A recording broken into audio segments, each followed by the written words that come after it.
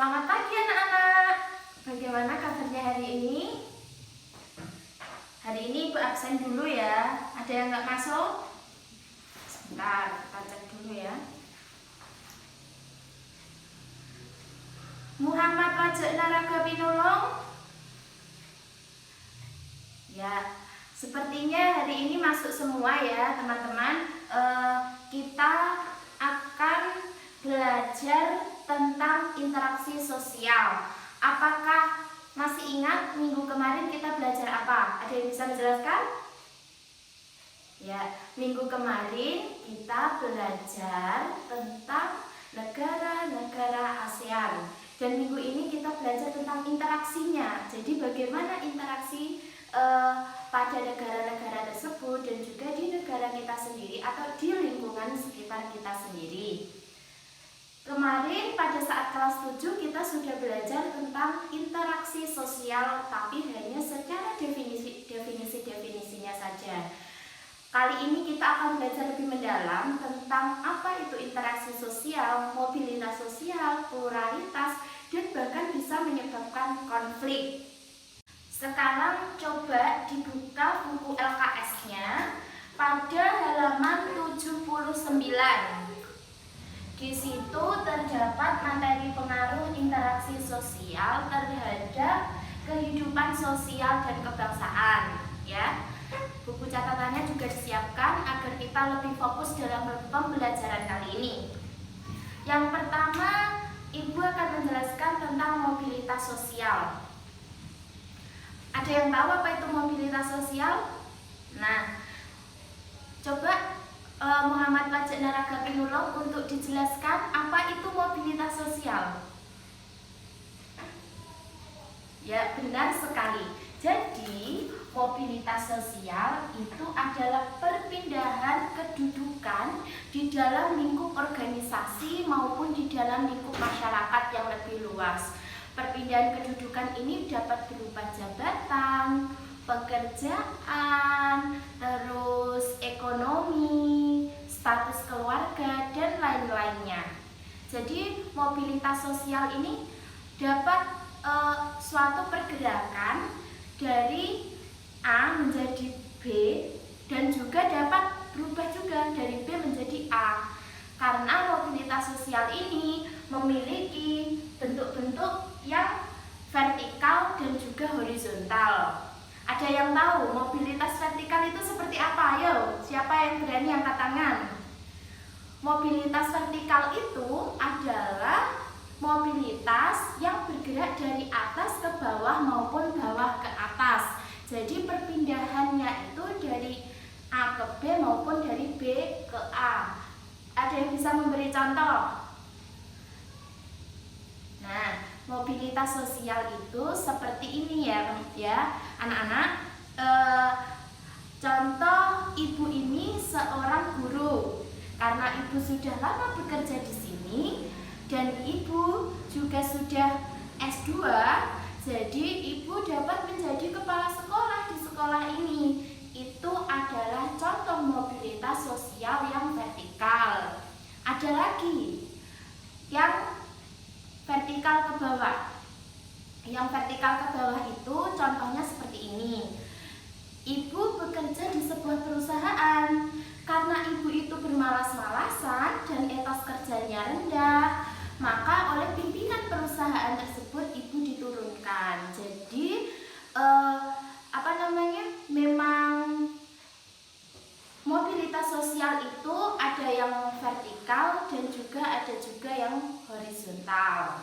Lalu selanjutnya mobilitas sosial yang horizontal atau lurus. Ada yang bisa mencontohkan perpindahannya itu tidak mengalami kenaikan ataupun penurunan, lurus, tetapi mengalami perpindahan. Ada yang bisa mencontohkan? Ayo, siapa? Ya, benar. Jadi, contohnya seperti ini. Ibu ini juga seorang guru IPS. Nah, apabila saya dipindahkan ke sekolah lain karena saya itu PNS dan ada penempatan di kota lain, ibu itu tetap menjadi seorang guru IPS.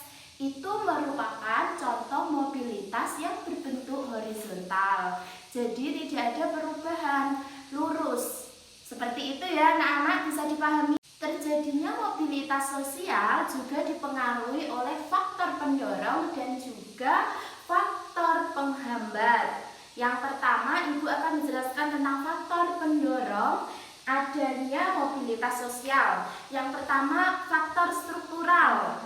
Yang kedua, faktor individu sendiri. Yang ketiga, faktor ekonomi. Yang keempat, faktor sosial. Yang kelima, faktor politik. Dan yang paling penting di Indonesia adalah faktor pendidikan. Yang pertama adalah faktor struktural. Faktor struktural ini dapat berubah apabila salah satu contohnya terjadi pemilu. Nah, salah satu contoh dari adanya faktor struktural ini adalah presiden kita, yaitu Bapak Jokowi.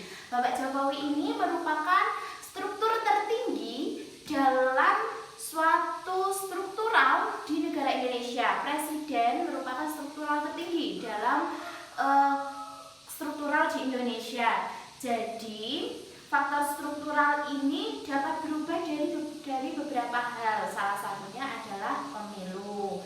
Lalu di dalam agama Buddha ada Sudra, Waisa, Ksatria.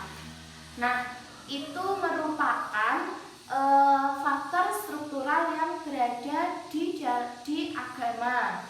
Kalau faktor struktural yang ada di dalam masyarakat itu juga dapat terlihat, contohnya di dalam suatu kelurahan ada masyarakat yang menengah ke atas, ada yang menengah ke bawah, dan ada yang hidupnya rata-rata saja. Itu merupakan struktural yang ada di dalam masyarakat. Lalu yang kedua adalah faktor individu. Faktor individu ini dipengaruhi oleh attitude, sikap, kerja keras, dan lain-lainnya. Jadi terjadinya mobilitas sosial, perpindahan atau adanya keinginan untuk berubah dalam diri itu dipengaruhi oleh individu tersebut. Individunya itu ingin bahwasanya hidupnya lebih baik. Jadi di sini untuk anak-anakku semuanya yang rajin belajar supaya nanti menjadi orang yang sukses dan dapat membanggakan keluarga. Jadi mobilitas sosialnya itu memang dipengaruhi oleh dirinya sendiri. Seperti itu ya anak-anak, paham? Sampai di sini ada yang ditanyakan? Baik, Ibu lanjutkan ya. Yang ketiga adalah faktor sosial. Faktor sosial ini dapat berubah seiring berjalannya waktu. Faktor sosial ini juga dipengaruhi oleh faktor individunya sendiri, dimulai dari dalam dirinya, lalu merambah luas ke dalam sosial masyarakat. Jadi mobilitas atau perubahan sosial yang terjadi di sini itu dipengaruhi oleh sosial masyarakatnya, bagaimana dia bersikap di masyarakat, bagaimana dia membaur dengan masyarakat, itu akan mengangkat derajatnya sendiri. Sehingga faktor sosial di dalam masyarakat itu merupakan satu hal yang penting apabila kita sudah dewasa nanti. Lalu selanjutnya adalah faktor politik. Faktor politik ini sangat memberikan sumbangsih yang besar terhadap kemerdekaan Indonesia. Kita lihat saja pada zaman dahulu, waktu Indonesia masih zaman perjuangan, faktor politik ini merupakan salah satu hal yang sangat pelik. Bahkan hingga saat ini faktor politik selalu menjanjikan perubahan-perubahan baru bagi bangsa Indonesia. Dan yang terakhir, faktor pendorong adanya mobilitas sosial adalah faktor pendidikan. Faktor pendidikan ini merupakan tolak ukur keberhasilan suatu negara. Karena bagaimanapun apabila suatu negara itu terdidik dan memiliki pengetahuan yang tinggi serta keterampilan yang baik, maka negara tersebut dapat menghasilkan produk-produk generasi emas yang lebih baik sehingga dapat membawa Indonesia menuju kancah internasional. Seperti itu ya. Dari sini ada yang ditanyakan dari faktor pendorong, pengertian, dan juga bentuk-bentuk mobilitas sosial. Baik, kalau belum ada, selanjutnya adalah faktor penghambat dari mobilitas sosial.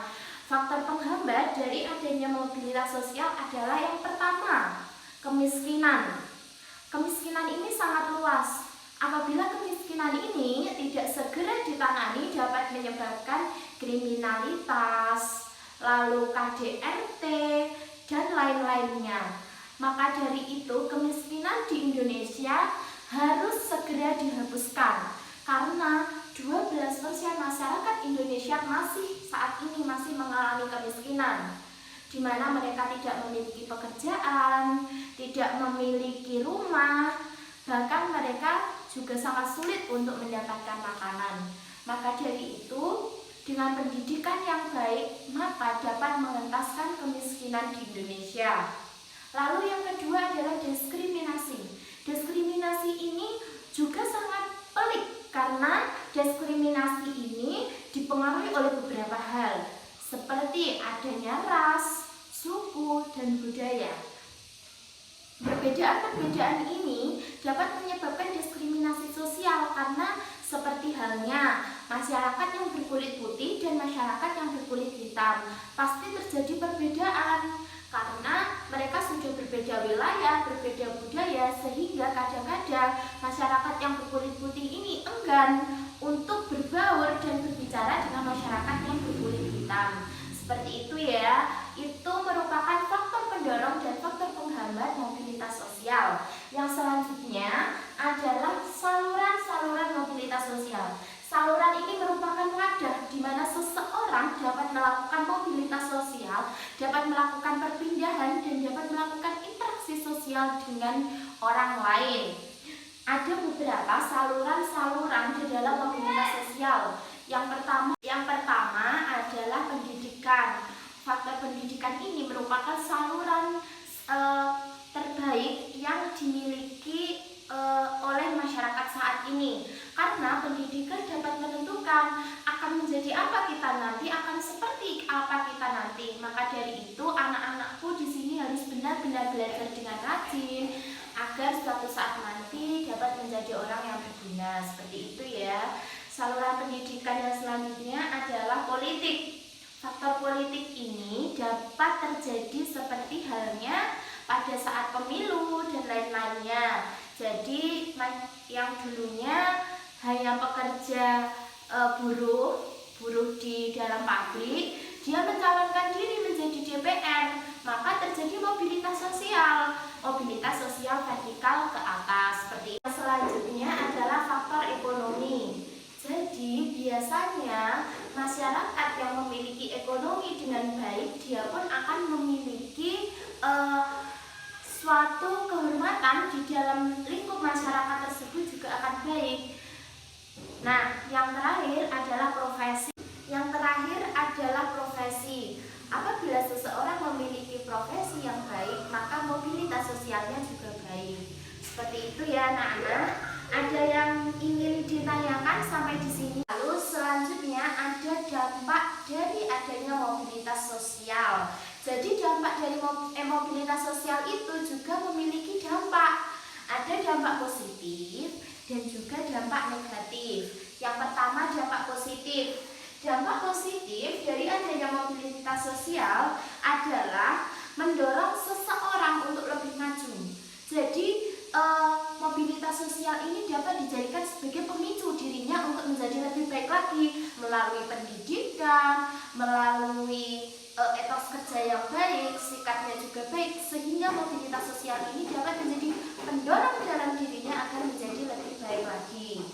Yang kedua adalah mempercepat tingkat perubahan sosial. Jadi tingkat perubahan sosial itu lebih cepat dilakukan oleh seseorang apabila dia juga memiliki mobilitas sosial yang baik. Jadi mobilitas sosial secara vertikal itu dapat berubah lebih cepat. Jadi perubahan dalam dirinya itu untuk menjadi lebih baik untuk menjadi seseorang yang berguna itu juga lebih cepat, seperti itu ya. Selanjutnya adalah meningkatkan integrasi sosial. Jadi integrasi yang dimiliki oleh diri individu itu menjadi meningkat lebih baik apabila seseorang memiliki mobilitas yang baik, seperti itu. Nah, dampak negatifnya seperti apa? Ada yang tahu? Ya, benar. Karena seseorang yang memiliki mobilitas itu terjadi interaksi dan lain-lainnya, maka dapat menyebabkan konflik sosial. Lalu dapat menyebabkan gangguan psikologis. Apabila sudah terjadi konflik, kita sudah mulai bingung dan lain-lainnya, terjadi perpecahan, maka psikologis kita pun dapat terganggu. Seperti itu ya. Berikut adalah materi tentang mobilitas sosial. Sampai di sini ada yang ditanyakan anak-anak? Yang kedua, Ibu akan membahas tentang pluralitas. Ada yang tahu pluralitas itu apa? Ya, benar sekali. Pluralitas artinya adalah kemajemukan, di mana selain istilah itu juga ada istilah lain yang dapat mewakili pluralitas, yaitu adalah multikultural. Jadi multi merupakan banyak, sedangkan culture adalah budaya. Jadi di Indonesia itu memiliki banyak budaya, seperti itu ya anak-anak. Nah, budaya di Indonesia ini dapat dipengaruhi oleh beberapa faktor. Adalah perbedaan budaya. Perbedaan budaya di Indonesia itu cukup beragam. Bahkan ada ribuan budaya yang ada di Indonesia. Budaya di Indonesia itu tidak hanya berbeda dari jumlah provinsinya saja, tetapi bahkan sampai tiap daerah itu memiliki budaya sendiri. Seperti contohnya di Jawa juga memiliki daerah budaya sendiri. Seperti Jawa daerah utara, daerah selatan itu sudah berbeda budayanya, seperti itu ya. Di daerah pesisir juga memiliki budaya yang berbeda, di daerah pegunungan juga memiliki budaya yang berbeda. Perbedaan agama, ada yang bisa menjelaskan ada berapa agama di Indonesia?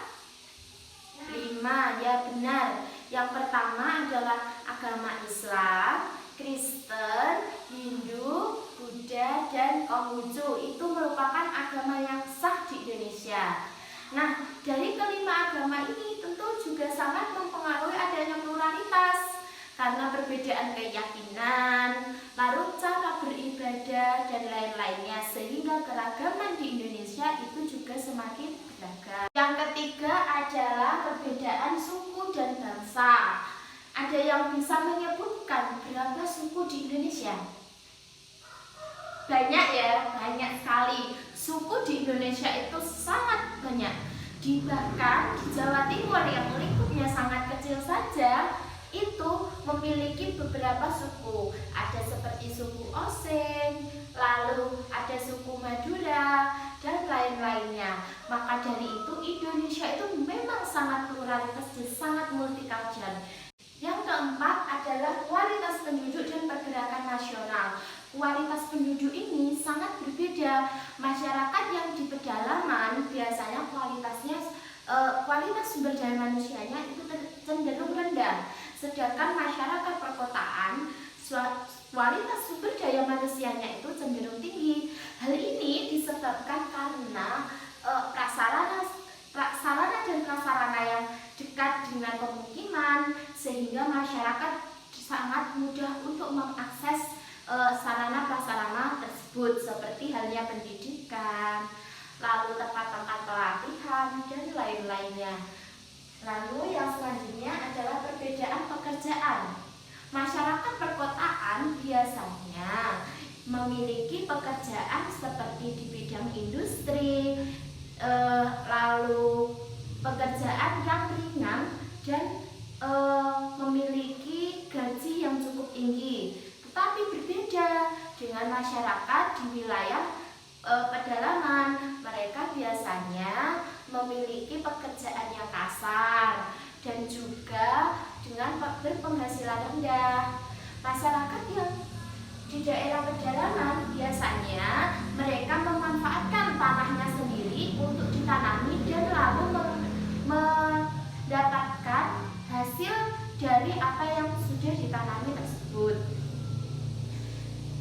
Lalu yang selanjutnya adalah potensi pluralitas masyarakat di Indonesia. Potensi pluralitas masyarakat di Indonesia ini merupakan hal yang harus diutamakan oleh pemerintahan kita saat ini, karena keragaman budaya ini dapat membawa Indonesia pada generasi emas. Apa saja yang didapatkan Indonesia dari adanya pluralitas di dalam masyarakat Indonesia? Ada yang bisa menyebutkan? Ya, yang pertama adalah dapat menarik bangsa asing. Jadi ketika banyak bangsa asing yang datang ke Indonesia dengan niat seperti liburan dan lain-lainnya, maka pendapatan warga negara Indonesia pun juga semakin meningkat. Maka dari itu perlu adanya pengelolaan yang baik terhadap kebudayaan masyarakat Indonesia.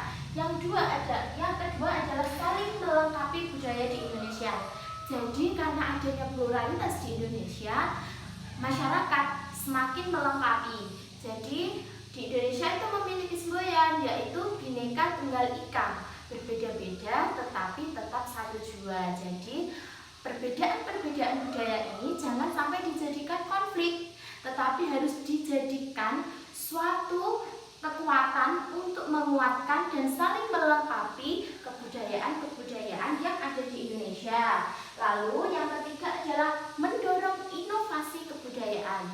Saat ini banyak sekali budaya-budaya baru yang ada di Indonesia, tetapi ketika era modern ini jangan sampai kita lupa terhadap budaya Indonesia yang sudah terdahulu, sehingga budaya Indonesia itu harus tetap lestari dan generasi muda jangan sampai lupa terhadap budayanya sendiri.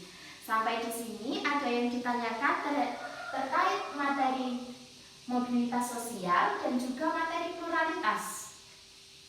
Baik, kalau belum, kita akan menginjak materi yang terakhir, yaitu konflik dan integrasi sosial.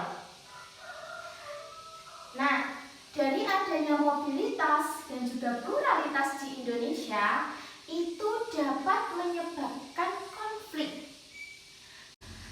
Yang pertama adalah pengertian konflik. Ada yang tahu dan bisa mencontohkan konflik itu seperti apa? Yo. Ya, konflik itu merupakan suatu sikap yang bersifat antagonis dan cenderung ingin memecah belah karena adanya kepentingan, karena adanya hal-hal yang ingin didapatkan oleh seseorang, dan karena keegoisan manusia itu dapat terjadi konflik. Bisa mencontohkan konflik itu seperti apa? Ya, contohnya Pak Budi dan Pak Andi, dia merebutkan suatu kekuasaan di dalam suatu perusahaan, sehingga mereka ini bertengkar dan berlomba-lomba untuk mendapatkan kekuasaan di dalam perusahaan tersebut.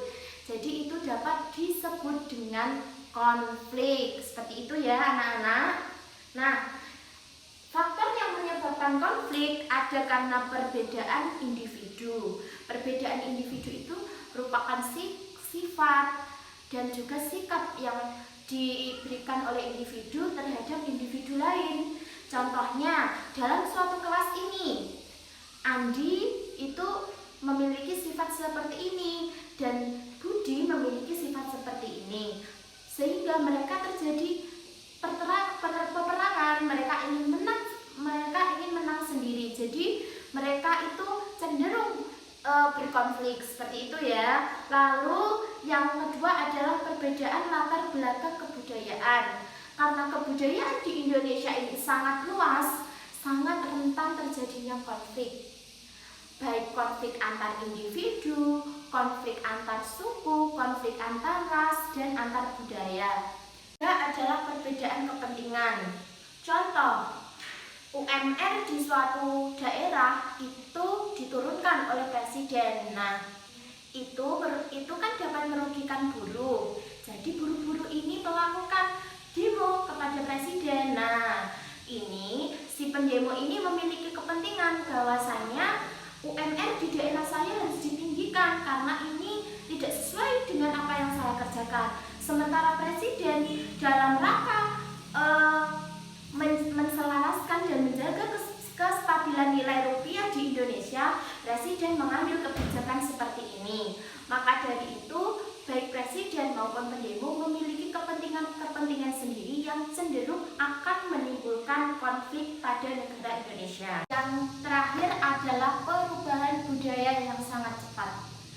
Perubahan budaya di Indonesia ini dapat menyebabkan culture shock, yang mana diri sendiri itu belum bisa menerima dengan budaya-budaya baru yang masuk di Indonesia. Hal ini tentunya dapat menyebabkan konflik sosial.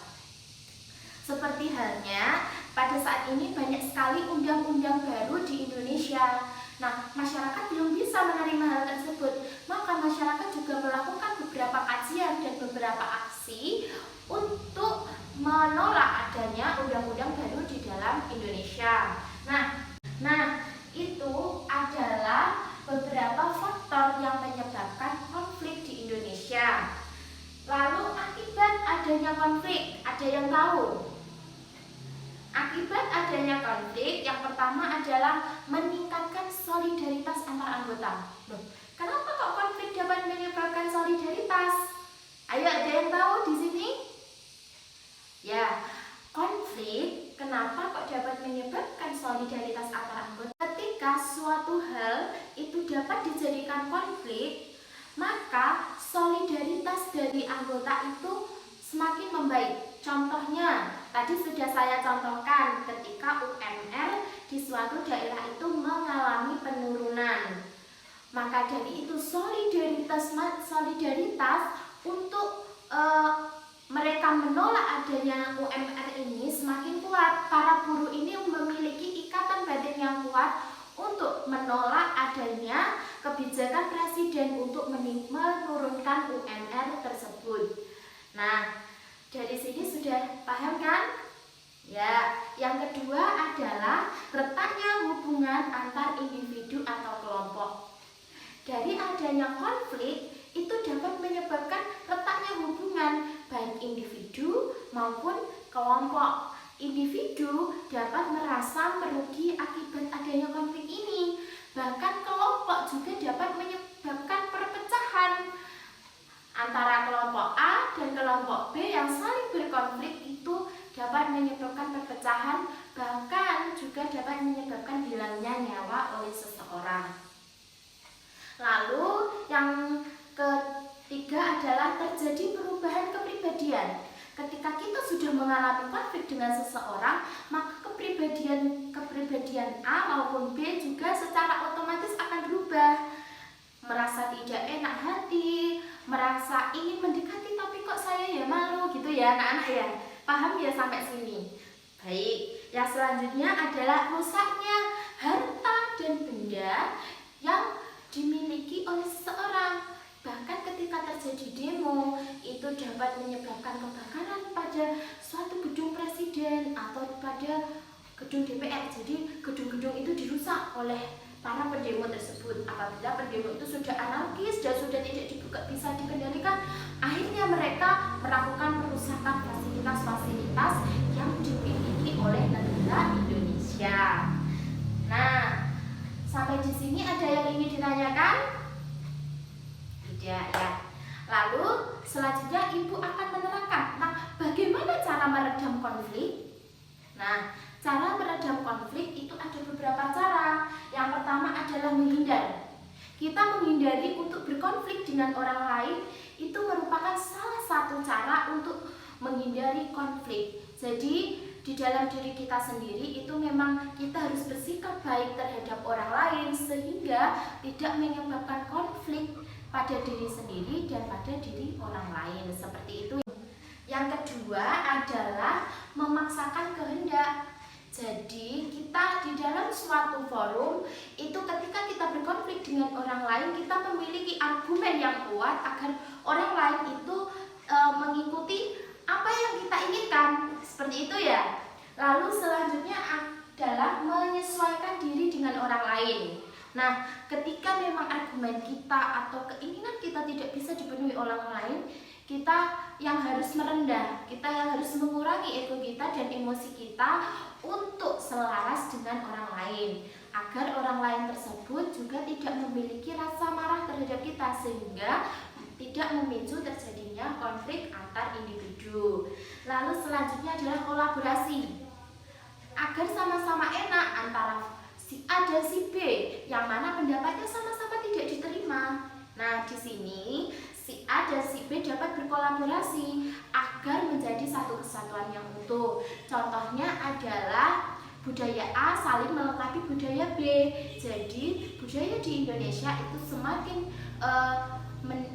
baik dan semakin pluralitas dengan adanya kolaborasi dan juga mengurangi terjadinya. Pada masyarakat yang memiliki homogenitas tinggi, cenderung akan memiliki integritas yang tinggi pula. Tetapi masyarakat yang memiliki homogenitas rendah, maka integritas sosialnya pun akan rendah.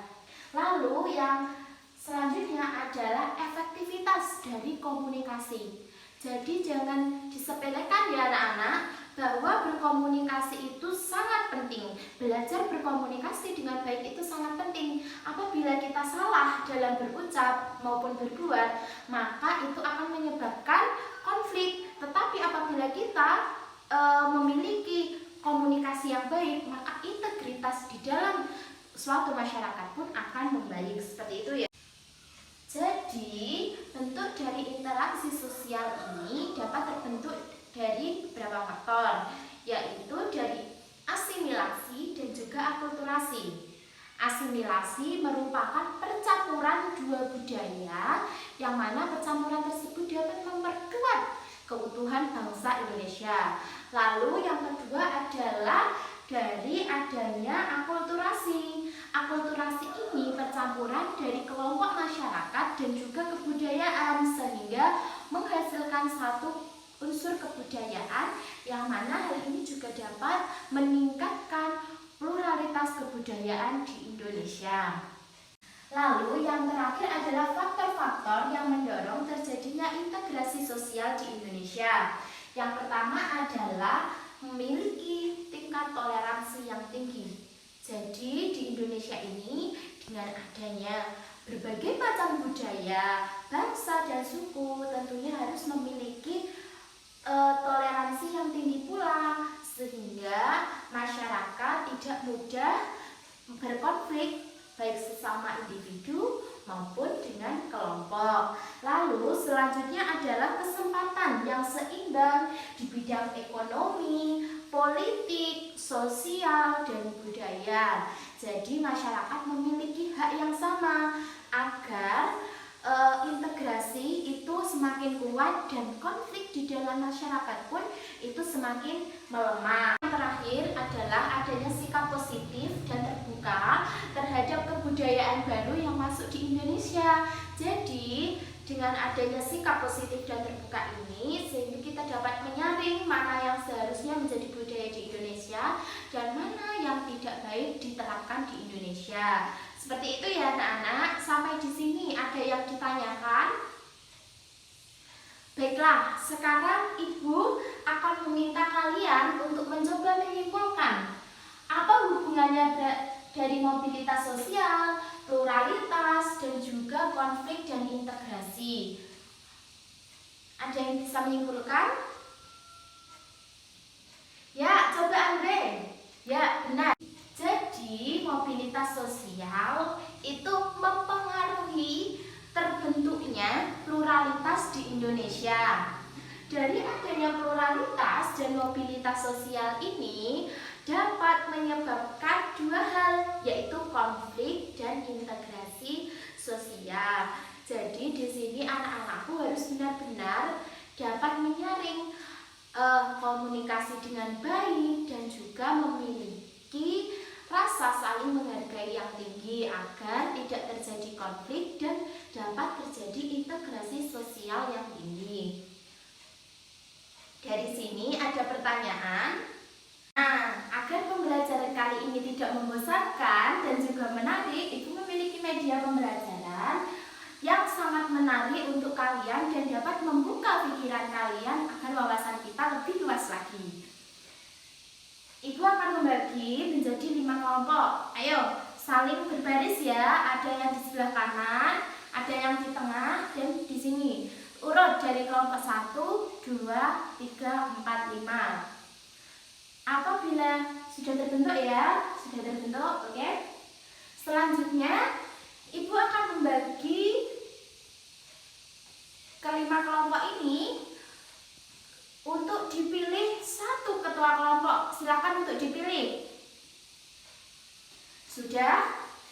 Setelah itu, ketua kelompok silahkan untuk mengambil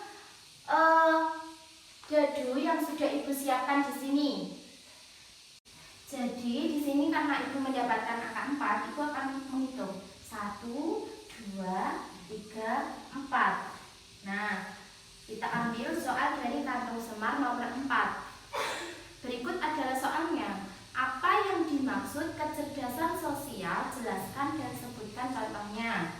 Nah, di sini karena Ibu sudah mendapatkan soal, Ibu akan menjawabnya dengan cara Ibu akan menempel ini soal pada papan kebenaran seperti ini ya. Kita tempel. Lalu selanjutnya anggota kelompok akan mempresentasikan dari jawaban soal yang telah didapatkan. Sampai di sini paham? Baik, kita mulai ya. Nah, karena materi kita tadi sudah Ibu sampaikan semuanya, saat sekarang giliran kalian untuk mengerjakan lembar kerja peserta didik atau LKPD. Jadi, di sini Ibu akan membagikan LKPD. Silakan kalian untuk mengerjakan. Ibu beri waktu sekitar 10 menit.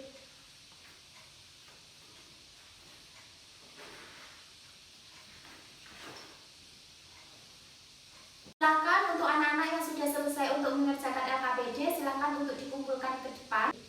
Jadi, Ibu akhiri pembelajaran kita pada hari ini. Untuk anak-anakku, jangan sampai lelah belajar. Karena kenapa? Derajat seseorang itu dapat berubah apabila kita rajin untuk belajar, kita selalu berusaha untuk berdoa dan selalu berusaha akan menjadi orang yang berguna nantinya. Apa yang sudah kita pelajari hari ini terkait dengan mobilitas sosial, Ibu harap dapat kalian terapkan di dalam kehidupan kalian sehingga nantinya ilmu tersebut dapat berguna